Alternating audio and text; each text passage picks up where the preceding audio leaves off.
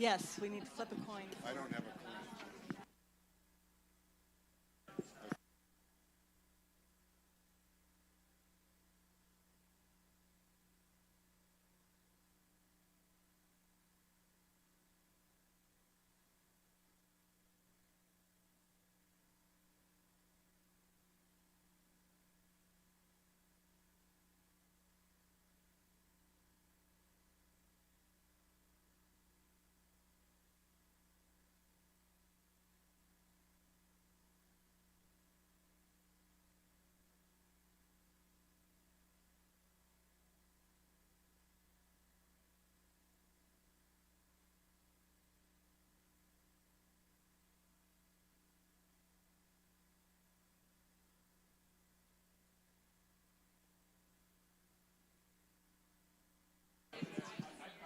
Does anybody have a coin that they can lend us for a moment? Just to borrow, not to keep. Just to borrow.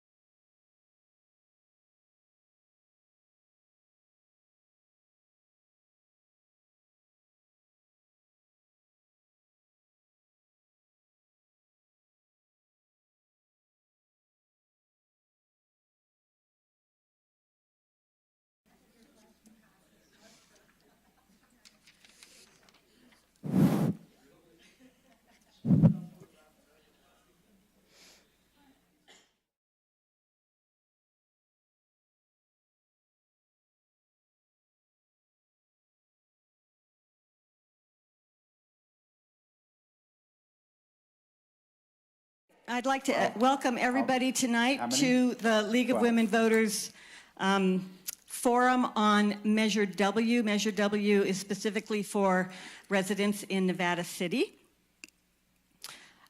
This forum is for the Nevada City Historic Neighborhoods District Initiative. And I want to make it very clear that the League of Women Voters takes no position on this measure. And in fact, we don't even live in Nevada City, so we would not even be able to vote on it. Our moderator tonight is Stephen Munkelt, and he's going to provide an overview of the measure. And then we have two representatives on both sides of the issue. Jim Katami is here to represent yes on W. Dwayne Strausser is here to represent no on W. We asked for questions to be submitted in advance, and we received many questions. Those questions have been consolidated, and we have a list of them, but our live audience will also be providing questions that we will try to incorporate in as well. So I think this is only an hour long, so I don't really want to go on much longer. I want to turn it over to Stephen so we can get as much information out of our presenters as possible. So, Stephen Munkelt, please take it away. Thank you, Jan. So, 50 years ago, or a little more, Nevada City adopted a historic district ordinance, which has covered the commercial district and the closely surrounding residential areas, and which I think everyone agrees has been important to maintaining the appearance and quality of the downtown Nevada City area, which here, 50 years later, is a major driver of tourism and economy for the city of Nevada City. And I think also provides some joy for all of us when we walk down Broad Street or things of that nature. Measure W is about creating a new expanded historic neighborhood district, and basically starting from the current historic district, if you move out to Nevada Street, Little Sacramento Street, Seven Hills, Piety Hill, the surrounding areas, those would be included in this new district. There's a map associated with the measure, so I don't have a display tonight to put that up there, but there's a map that you can check before you decide on your vote to see what areas are actually covered. Land use and development obviously is a matter that is near and dear and also creates lots of conflicts because people have different interests and preferences. The legislature in 2021 passed a measure which was Senate Bill 9 that modified portions of the government code to restrict local control over certain kinds of development. I think it's fair to say that Measure W is a reaction to SB 9 and an attempt to limit its impact in certain parts of Nevada City. And I'm going to talk just a little bit about the basic nature of SB 9 before I talk a little bit about how I see the basic nature of Measure W, and then turn it over to the people who will give you a much more detailed pro and con. Before I talk about SB 9, however, there's two terms I want to just touch on: Planning Department and Planning Commission. Sound very similar, but they involve two different processes when a person's trying to make a change to their property. The Planning Department is a ministerial department. It doesn't engage in independent evaluation or assessment or decisions about properties that are submitted to it for development, redevelopment, expansion, or addition. They have a building code, a fire code, and some things of that nature, and they have fees that they're supposed to collect, and they go through the ministerial acts. If you present them with the plans, and the plans and other documentation meet all the requirements, they stamp it and you go ahead. The Planning Commission is a much more expanded process. And in Nevada City, one of the roles of the Planning Commission is to serve as an architectural review board. When a proposed property change has to go to the Planning Commission, you go to public hearings. You have to give notice to surrounding properties. There's a whole series of requirements that expand the process and allow the Planning Commission or ultimately the City Council to disapprove something, even if it were a proposal that met all the ministerial requirements that would apply if you went through the planning department. Okay. That's a gross overview. I'm sure it's incorrect in some specific ways, but that's an idea of the difference between the planning department process and the planning commission process. So SB 9 that was passed last year by the legislature was intended to allow for additional development in R1 zoned areas, residential areas, and to limit the control that could be exercised by local jurisdictions, cities and counties over those additional units or developments.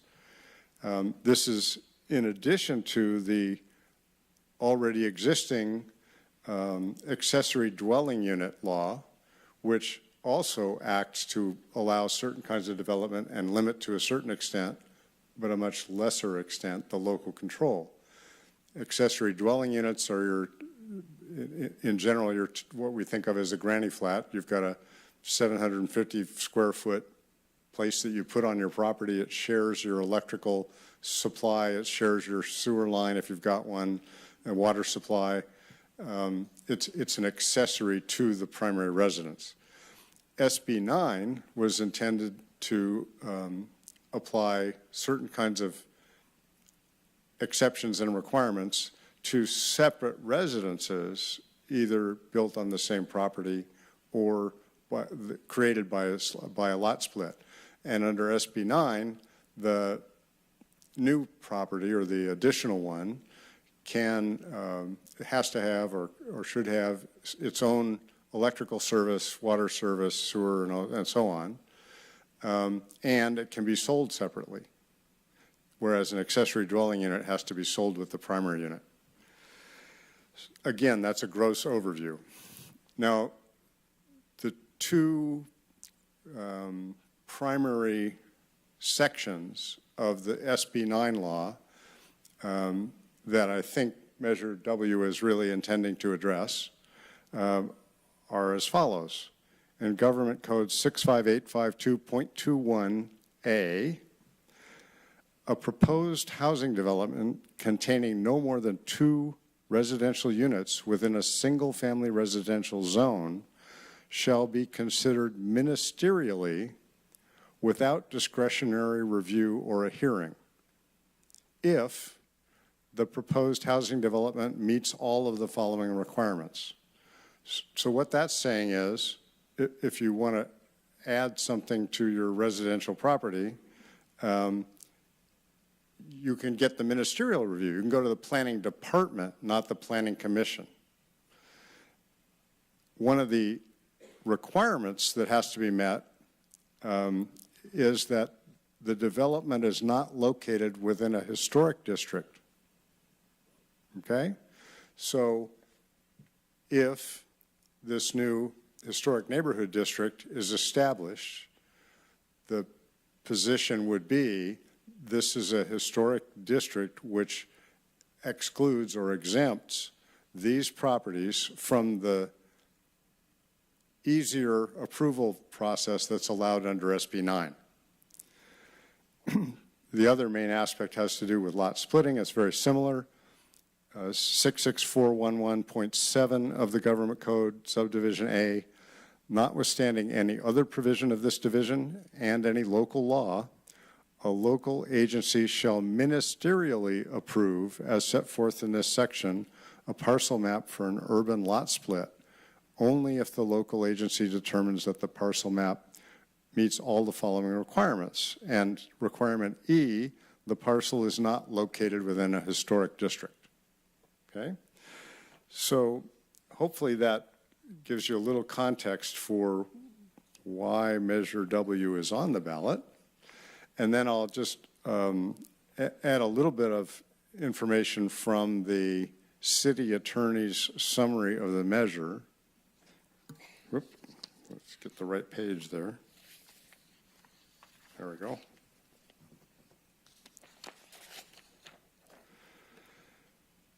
The Nevada City Municipal Code currently requires that an architectural review permit be obtained for the exterior alteration or erecting of most types of structures in Nevada City and for the removal, demolition, or raising of most such structures. The city's Planning Commission sits as the Architectural Review Committee and holds hearings to determine whether architectural review permits should be allowed and what requirements should be included on the permits.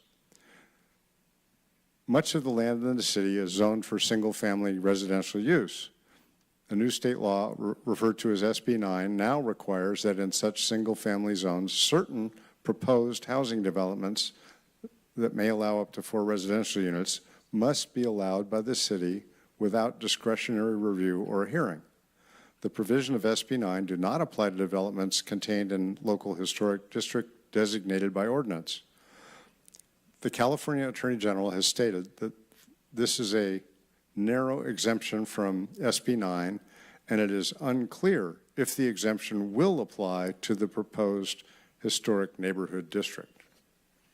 So with those preliminary remarks, we will now turn it over to the proponent and opponent, and starting with Jim Katami, who will have 5 minutes for an opening statement. Okay, thank you very much, Steve. You actually covered a lot of ground, and I'll go back over again. So my name is Jim Katami. I live in Nevada City. I'm a proponent of Measure W, the Historic Neighborhoods District Initiative. I'll start with a brief review of Senate Bill 9, SB 9, the state law that went into effect on January 1 of this year. SB 9 allows a property owner or developer who has purchased a property to split that property into 2 lots and to build 2 primary homes on each lot. So we have a property with 1 house becoming a property with up to 4 houses. This is quadruple the original density of the property, and we're not even addressing here the issue of adding an ADU and a JDU to each house. In addition, SB 9 permits houses on lots as small as 1,200 square feet with only 4-foot side and rear setbacks. The law was originally part of an effort to increase housing density in major urban areas. Unfortunately, as the original SB 9 law made its way through Sacramento, the affordable housing parts of the bill were eliminated due to pressure from developers. So now we have a law that defines Nevada City as an urban area and facilitates the construction of market rate housing throughout the town, including our historic older neighborhoods. I think we all know that with the construction costs as they are now, market rate housing in Nevada City's older neighborhoods is luxury housing. What is really disturbing about SB 9 is that the law is ministerial, and you covered that definition very well. Thank you. That all but eliminates our local control over SB 9 projects.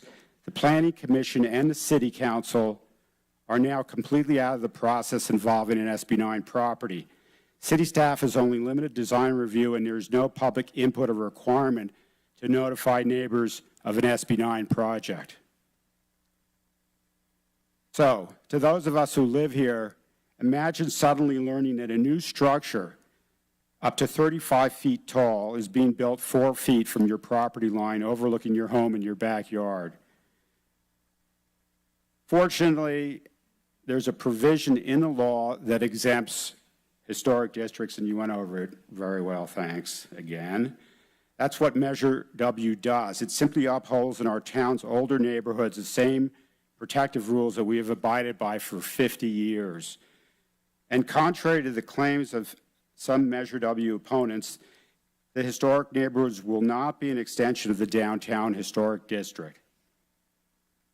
So if you want to paint your house, add new siding, change a window, after Measure W, you only have to apply across the counter, same as always. For larger projects after Measure W, such as adding to your home, you'll need a plan and an architectural review by the Planning Commission, same as always.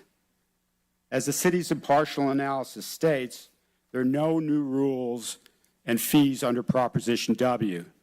In contrast, SB 9 applicants, 2 so far in Nevada City, are operating under new rules that exempt them from architectural review and Planning Commission approval.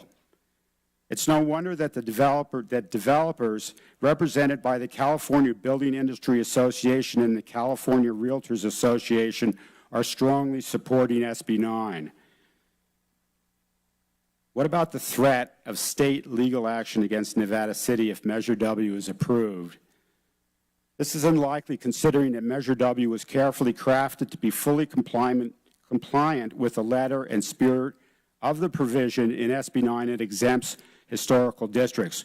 We also have the precedent of the State Attorney General approving the City of Pasadena's update of its own landmark district ordinance to protect that city's older neighborhoods. I'll conclude by pointing out that Grass Valley has already implemented a plan to exempt their historic district neighborhoods from SB 9. I don't think that a lot of people know this, but that's the case. If you walk around these neighborhoods in both towns, they are clearly historic and special. But right now, only Grass Valley is protecting their historic neighborhoods, so let's not fall behind in Nevada City. Thank you. And again, thank you for wrapping up. And now Mr. Strasser has the opponent's opening. Thank you. And before I start, just so you guys know again, disclaimer that everything I say tonight, even though I've had a lot of input, I'm responsible for. So please don't take offense if I say something. If I misspeak, call me out on it another time. I will retract it and correct it. But again, these are my thoughts, so nobody else should be responsible for what I'm saying. Measure W is an unnecessary, unwanted solution pretending to solve a problem that does not exist. We have restrictions already in place to protect the character, history, and quality of life of our amazing little city, and then some. This is just another example of unneeded governmental rules dividing our community, not bringing us together. It's called ballot box planning.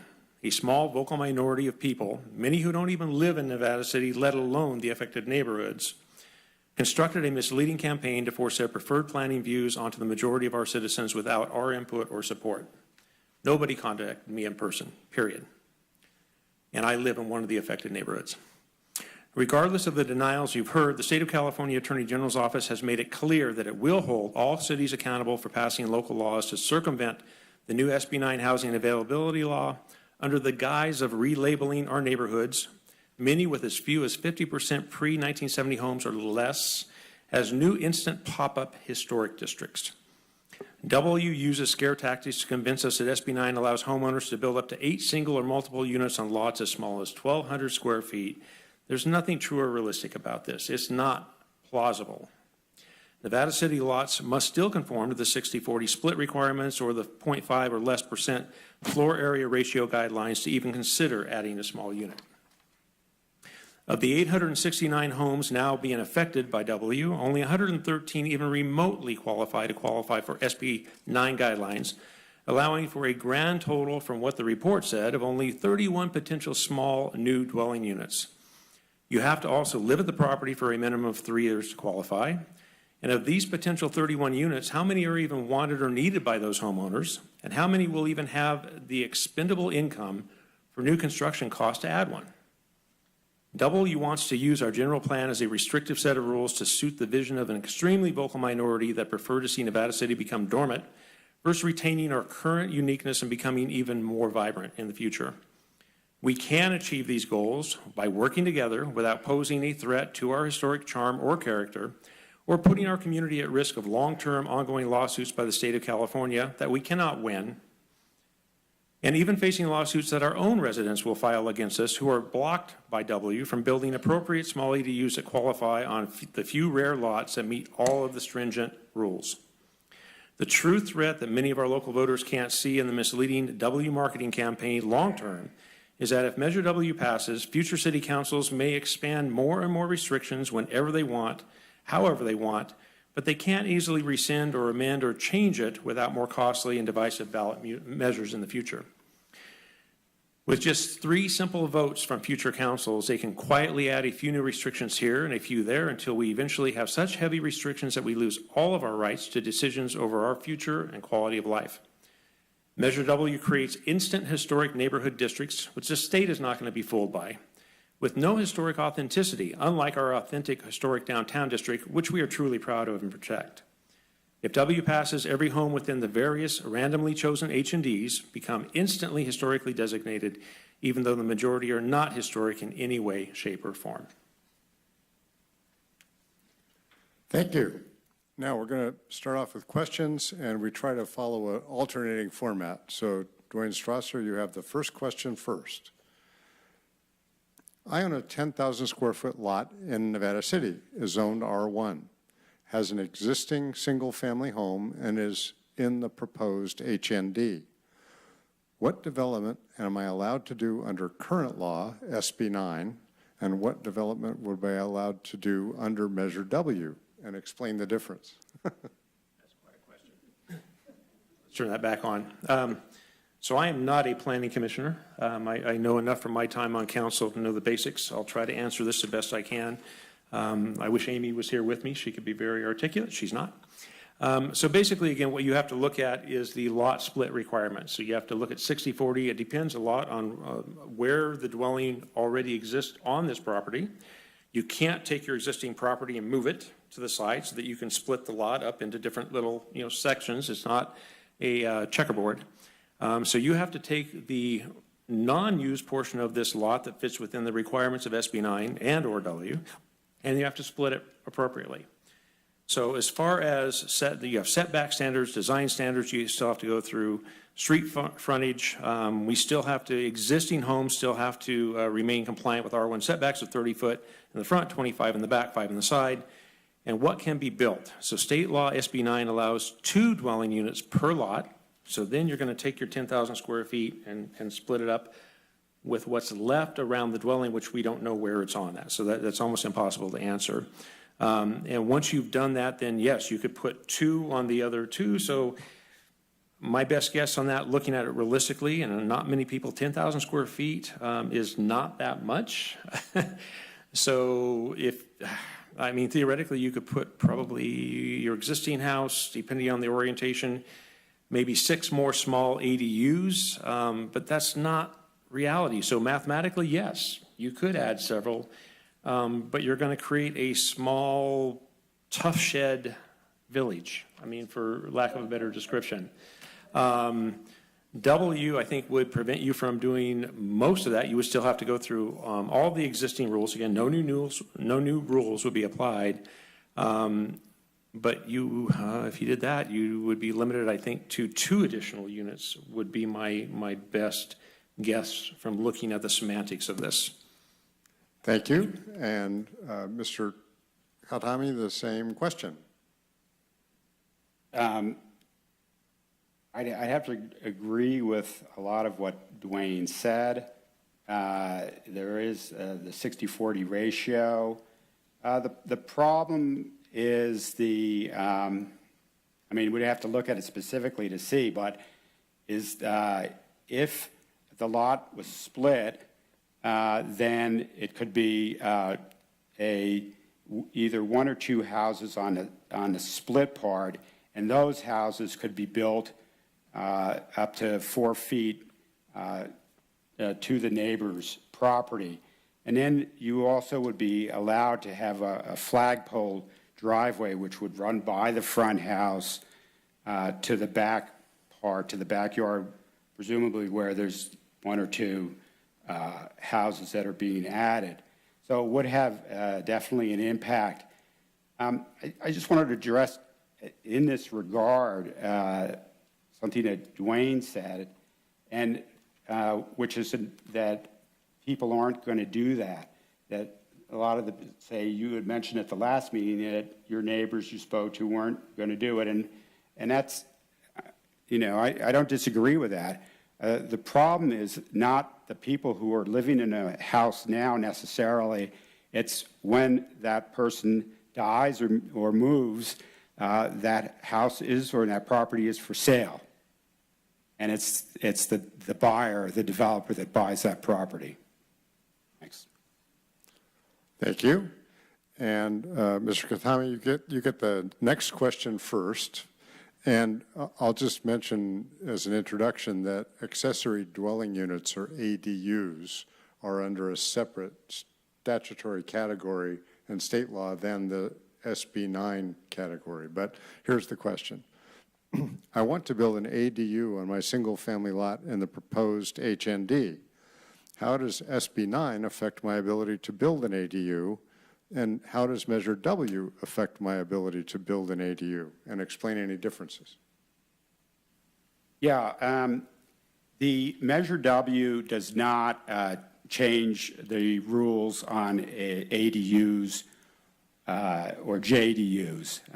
That was a separate law that went into effect, and as it stands now, you can build an ADU and a JDU on your house, and that's a ministerial process. You do not have to go to the Planning Commission, and that would continue with the passage of Measure W. You would still have that right to do that.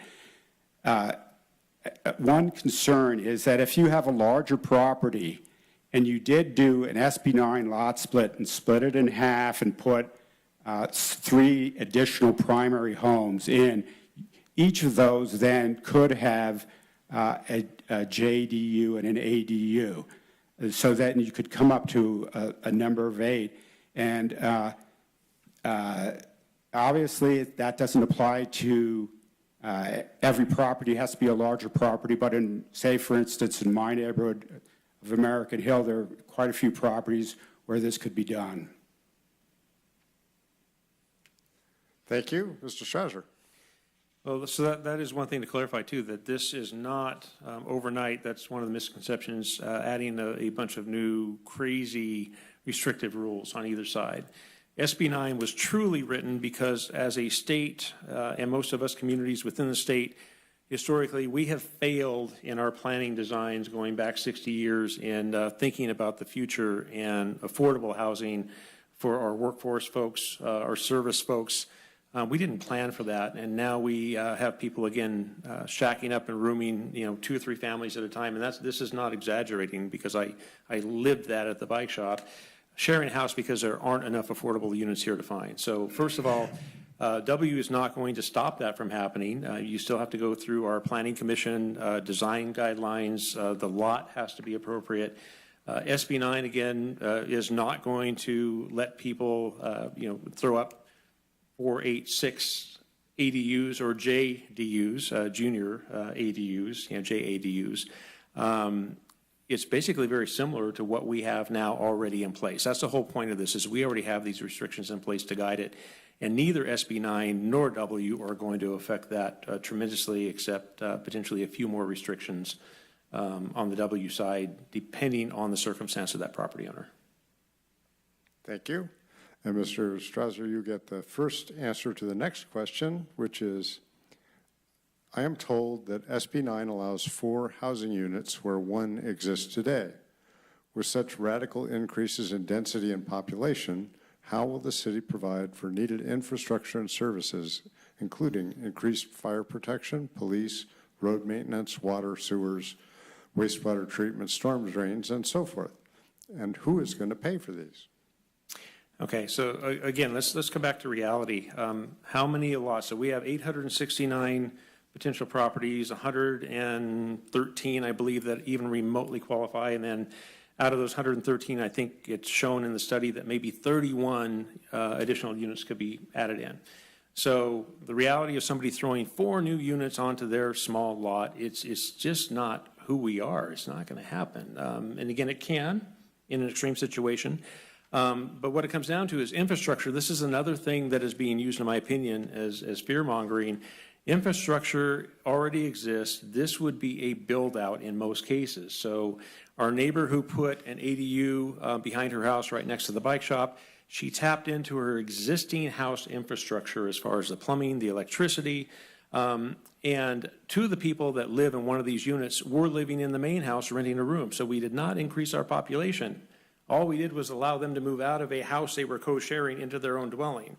So again, it's not a reality that we're going to double our population. Our population has stayed level, if not gone down recently. I would love to see the 3 families that are sharing a house that worked at the bike shop be able to move out independently with their own privacy into 3 separate units. And by doing so, they already live here. They're already using the water, the sewer, fire services. It's not going to change anything, much, if at all. Sure, we're going to have 1 additional unit potentially for the fire department to have to manage if a fire hits. But we're building out infrastructure. We're not adding, we're not putting a strain. One of our city engineers, Bill Falcone, said that we already have water capacity for double our population right now. Very similar to sewer, talking to our fire chief, one of our 2 fire chiefs, we have full capacity to cover everything and then some, and this is not going to upshoot our population dramatically. It's not a reality. Thank you. Mr. Katama, your Yeah, first of all, on those figures that you cited, they're really just based on I would say, very incomplete and report. I just recommend that to anybody that lives here to walk around in your neighborhood and just look for yourself and see how many properties are large enough to where a person could do exactly that, an SB 9 lot split and put additional homes on their property. I think my property is just about the smallest property on American Hill in size, but I could do it. So I can sit on my front porch and look out, and I can see about 8 properties where they can do that. One of those properties is right below my house, and it was purchased by a developer, and that developer has been working with the No on W people, and he applied for a lot split, and he indicated that he was going to put multiple houses on his property. He also said that he was going to sell those houses at market rate, and maybe a future person who would buy one of those houses could then rent that house at below market rate. So, that is actually the situation that is happening. I'm sorry, you're lucky that it hasn't happened next door to you, but it is, and you can check with Amy on this. It is happening right now in this situation. Thank you. And Mr. Hadama, you get the first answer to the next question, which was, who will benefit financially from development under SB 9? Developers, property owners, or both? Who is most likely to take advantage? Well, SB 9's been in effect since January 1st. And as I mentioned before, there have been 2 instances where there's been 2 applications, according to Amy, for SB 9. Our concern is not a property owner putting an ADU on his property. We are concerned about properties becoming available and developers and investors buying those properties and then using SB 9 to split them and to build multiple homes on them and to sell them at market rate. That's our concern. And those are the 2 instances that have occurred so far. So, that is where the direction is going with this bill, with SB 9, with this law. And Mr. Schreiser. Yeah, so the property owners are going to benefit, if anybody. Developers, again, that's a scare tactic. How many developers are going to buy a property and live in it for 3 years before they are allowed to do something with it. Of the two applications that exist now, one of the individuals who I am on the no W group, I have not interacted with this person, so I don't know how he's working with us or with me. He's not. He can. He doesn't deal with me. I have never spoken to the person individually. I know of him through my city council life, but he hasn't been working with me or any of the people I've been working with. And that's only two people, and one of the two definitely has verbally said that they have no intention of building anything. They're splitting the lot for another reason. So these are lot split requests. They have not applied, to my knowledge, for anything, any type of new build or additional units. So how many developers are going to come into our community and try to buy a home at market rate and then live in it for 3 years, and be able to split it on a 60-40 ratio or 0.5%, or less percentage on the footprint requirement, and then build tiny homes on tiny little slivers of property to make a profit? This is going to benefit people that need an ADU for a legitimate reason, such as additional income for a single individual or a small family, for affordable housing, for workforce housing, or somebody that needs it for a family member. A lot of us have elderly family members and we do not have room, or we've offered and they've declined out of stubbornness. They don't want to move in and put a burden on you, even though we would love to have them. And so they still need their private space, but they want to be on the property where you can be within arm's length to help them out. That's who's going to benefit from this. And only 31 at max potential at this point. Thank you. And then you get the first answer to the next question. The impartial analysis by the city attorney says that currently SB 9 requires that certain proposed housing developments that may allow up to 4 residential units must be allowed by the city without discretionary review or a hearing. Please comment on the review and decision-making power of local authorities and the neighbors' rights to public hearings under SB 9 versus Measure W. Okay, again, technical semantics. I'm not an expert at this. But if you look at the entire summary review from the city, it's pretty obvious that they are not supportive of this. So it's interesting that a lot of people are taking slivers out of it and saying, well, wow, the city looks like they can kind of support this. That doesn't appear to be the case. In fact, they appear to be, if anything, scared to death of walking off a cliff with this legally if we step into this.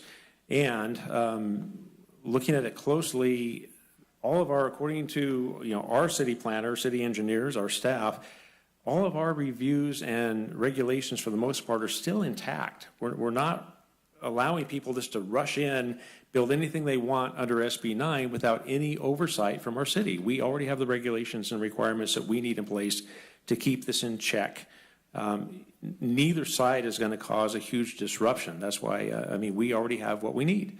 We don't need either of these. SB 9 is simply the state trying to make a political stance, in my opinion. Hopefully there's some good that comes out of it. It's a governor that's trying to get ballot points. That was part of his campaign promise, so he threw it in there. And there are some positive SB 9 effects, I think, in the more urban areas, in the city areas, near transit regions, which is really what that was written for, if you look at the wording closely. It was trying to put people near transportation so they don't have traffic jams, don't have to commute to get to their jobs, to get their kids to school. We are a very small rural community. 90% of this on either side doesn't even apply to us. Thank you. And Mr. Khatami, same question, comment on the review and decision-making power of local authorities and the neighbors' rights to hearings under SB 9 versus Measure W. Well, I do remember that originally with the SB 9, which was introduced originally by Scott Wiener, representative, who was my representative in San Francisco, it was great. They were going to facilitate housing, including a good portion of it affordable housing near transit stops, less cars, less pollution, environmentally sound, and in major urban areas. The bill that we actually got is very far from that. It doesn't have any of the affordability provisions that were originally in the bill. It was used a measure of, they're calling Nevada City a rural town, a urban area. It's not appropriate, the bill is not appropriate for Nevada City. They took out all the affordable parts of the bill. So we have a law that doesn't work for us, and we have a situation where, as Dwayne pointed out, the idea was to fast-track housing near BART stations, near mass transit. They're going to fast-track housing in our town by eliminating the role of the Planning Commission, by eliminating the role of our democratic institutions in this process, by taking away our local involvement in these decisions. And that's not good. Thank you. And next question up for you is, the city attorney and the city commission staff report have both questioned whether Measure W is valid or not, and whether the state attorney general will challenge it if it passes. Why should or shouldn't we be concerned about such a legal challenge? That's you.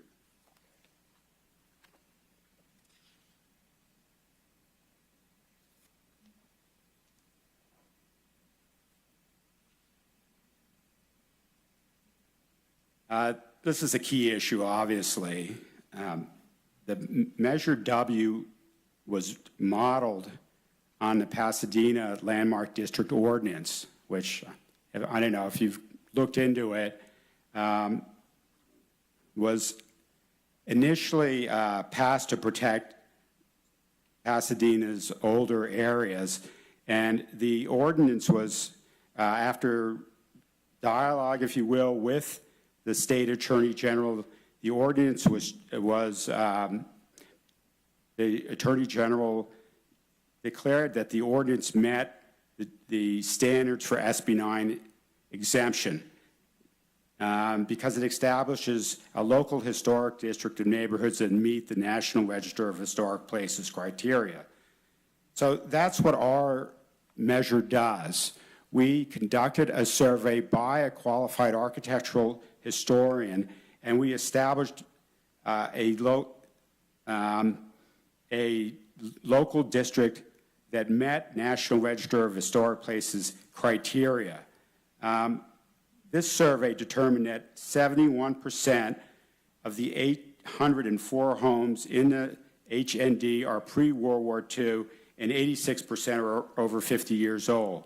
So this and their association with an important historic area aligns with the National Register of Historic Place listing requirements for a historic district.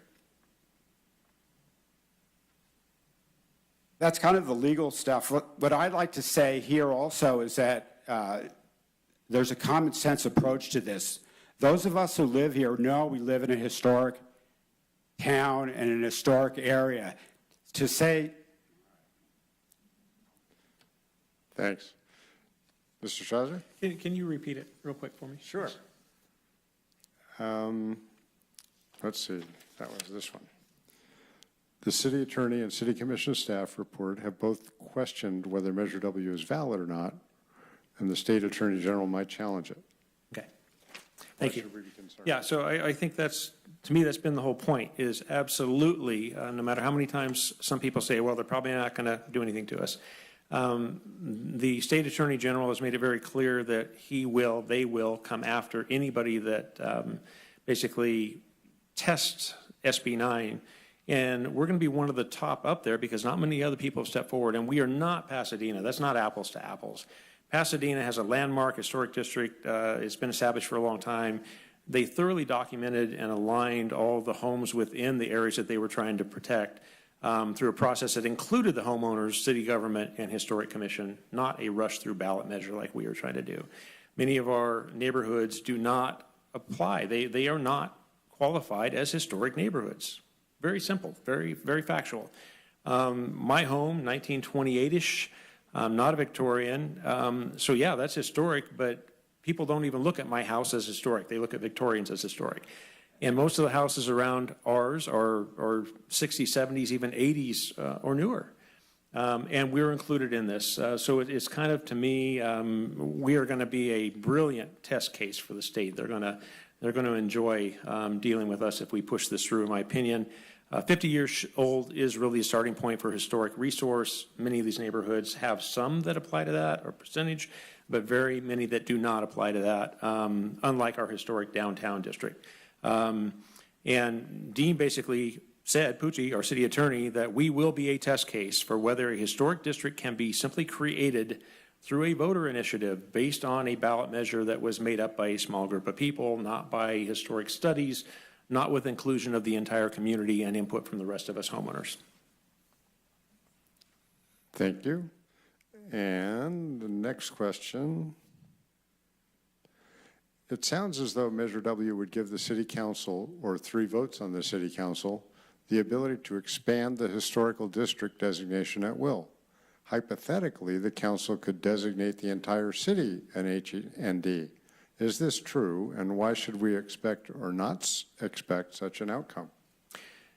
Yeah, that's actually in my closing statement, so let's just jump right to that. So my opinion is, if you look at this closely, that's really, I think, the long game of this whole initiative, is down the line, individuals that can recruit city council candidates and or run their campaigns to get them in office. If they have the ear of just 3 council members, once this passes, if it were to pass, they can always come in and add another restriction here, another restriction there, pretty much unlimited, and ongoing until we are restricted out of any quality of life, period. And you can't undo it without another expensive ballot measure. That's the key here, is that if W passes, he or she who controls the council controls our future. Mr. Hatami. I'm not sure what you're talking about. Is there like a conspiracy, it sounds like? So let me interject briefly then, that the text of Measure W provides that it cannot be modified except by a vote of the people, with one exception, and that exception is that the majority of the council can expand the size of the district. The majority of the council can do a lot of things, and in fact, with Measure W, when we introduced it, we would really have preferred if the majority of the council had passed an ordinance, and would have spared us a lot of the angst that this is causing. If they had passed an ordinance, if they had recognized the threat from SB 9 and passed an ordinance, we wouldn't be going through this process. And I have to say that going back, working on this, Dwayne, you mentioned that someone hadn't come to your house. I came to your house both during the campaign to keep the courthouse downtown and during this campaign. I went to actually well over 100 homes and spoke to people and brought up the measure and what we were doing. We were very transparent, and we were not a conspiracy. The interesting thing is that of all those houses that I went to, I think there were 2 people that I spoke to, or maybe 3, that actually had heard of SB 9. So we're not concealing any information from people. People did not know and still don't know about SB 9. This is the law that actually went into effect and changes our lives dramatically. That's if you want to find a conspiracy, it's in the state that aborted the actual purpose of that law and put it on us without any debate and any of our involvement in how it's being implemented. Thank you. And you get the first answer to the next question. I live in a 1970s ranch-style home, which under W would be, quote, historic. Won't the architectural review standards need to change to protect the historically important features of 50s, 60s, and 70s era homes? It's historic districts, historic neighborhood district initiative. It's the neighborhoods that we're interested in preserving. There are obviously houses, and I went over the numbers, and I think Dwayne did too, every one of the neighborhoods on Piety Hill, on Nevada Street going up that are not historical, but the vast majority of the houses are historical as defined in our city code. So I might have missed what the actual question was. Yeah, thank you. No reason you have to take a full time. Mr. Strasser. Yeah, I guess if I understand it right, what you're asking, heck yeah, Planning Commission in the city, they're going to have to get very creative in trying to relabel and redesignate many of our homes as historic dwellings and structures. I don't know how you do that legitimately and honestly without it looking like we are, again, creating just made-up historic neighborhood districts for the sake of getting around SB 9. That's really what this is about. And I don't fault people for trying to do that to protect us. I get that. You know, I don't trust the state either. I won't deny what Jim said about SB 9 kind of flying right through, but that's just society-wise right now. We have such a low voter turnout in general. Unfortunately, it's scary. A lot of things fly through because of lack of education on a ballot measure, and that's what I'm afraid is going to happen here. You know, that we have 400, 500, 600 votes out of 3,000 residents, plus or minus, and something gets through that affects the majority without them really having to say so. And that's our own fault. It's all of our own fault for not being proactive and not registering, not getting out there and voting. But yeah, I don't know how you could legitimately ask our city to redesignate certain homes that we have in these neighborhoods and call them historic and get away with it. Thank you. So I know it seems like we've only been here a minute or two, but it's actually time for our closing statements. So, Mr. Hathami, I'm going to have you do the first close so that Mr. Strasser gets to close. All right, where did I put it? Put it down.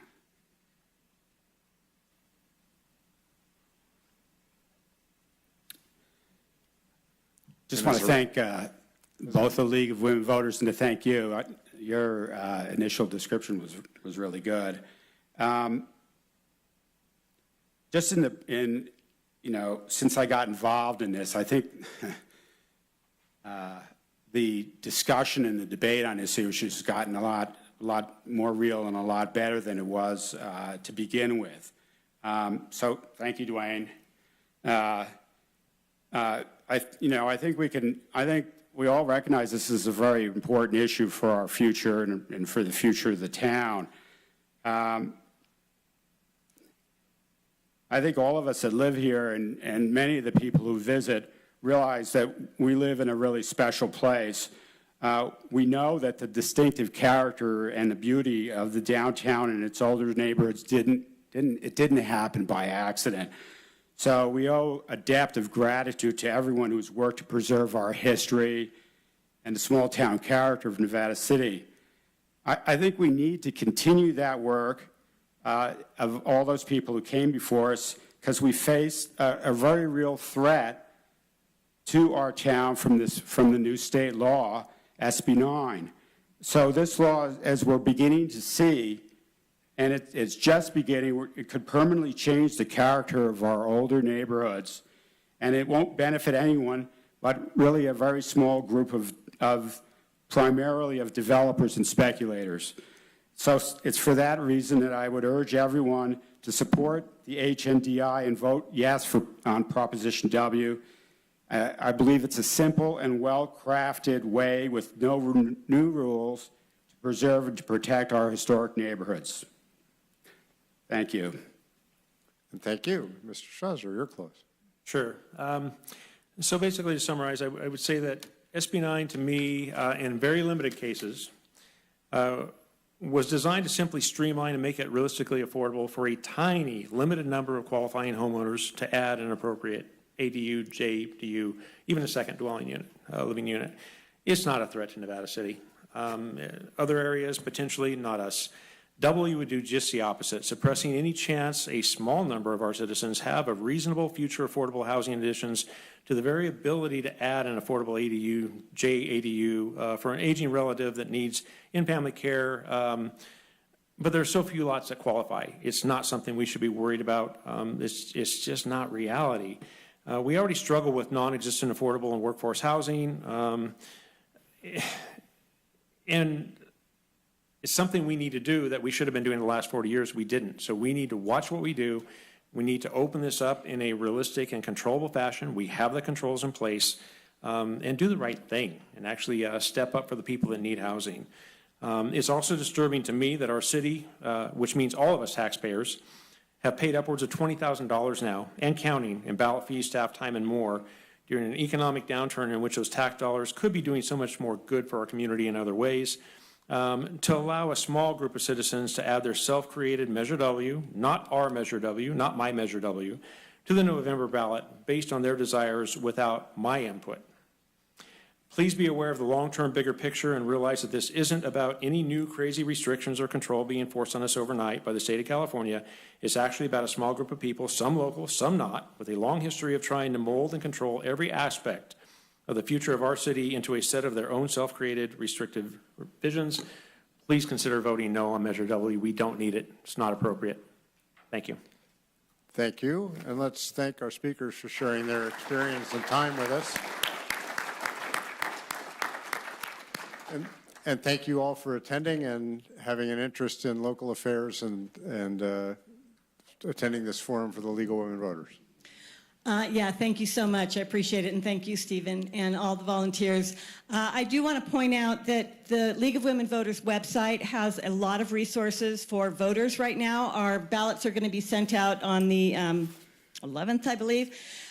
So you're starting to get a lot of information in the mail. We have fantastic resources, and particularly I want to point out, not only will this be on our website so that you can direct people to watch the YouTube video of it, we also just did a presentation on Measure V, the countywide measure, and that is also going to be on the website. So make sure you check it out. We also have partnered with the League of Women Voters of Diablo Valley. They worked with not Mount St. Mary's, that's ours, St. Mary's College out of Moraga, and they have a fantastic overview, pro-con video of the state ballot measures. So if you want information on those, please make sure you go to our website, www.lwvnevadacounty.org. And thank you all so much, and vote.